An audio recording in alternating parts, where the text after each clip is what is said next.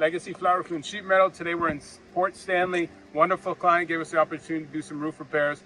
We got a beautiful scene today at the office, a great scene. I'll show you the repair. So it's an existing two-ply modified bitumen roof.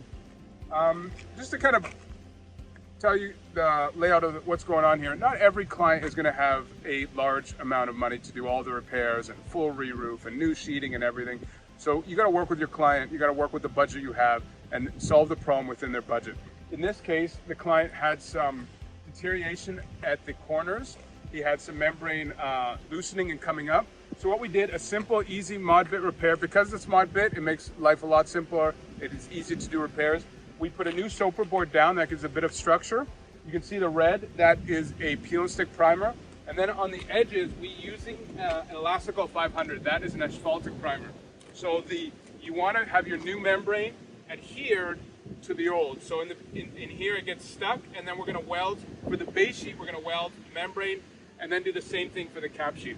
There you go. Again, it's within their budget. It allows the water to stop entering their home and solves the problem for a couple years to go. We'll show you after we get the base sheet down. Thanks a lot.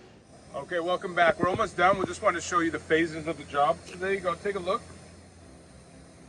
So again, we had a rotted area up front and the membrane was able to peel off. So here you go. You can see the layers. We have the soper board. We have the base sheet, which is primed. The outside metal trip that kind of brings it all together. And then we have the new asphalt primer. So with all these 3-4 layers coming together, fusing together, you can see the outside. We used the Leister gun. So that is a specialized hot air gun for roofing.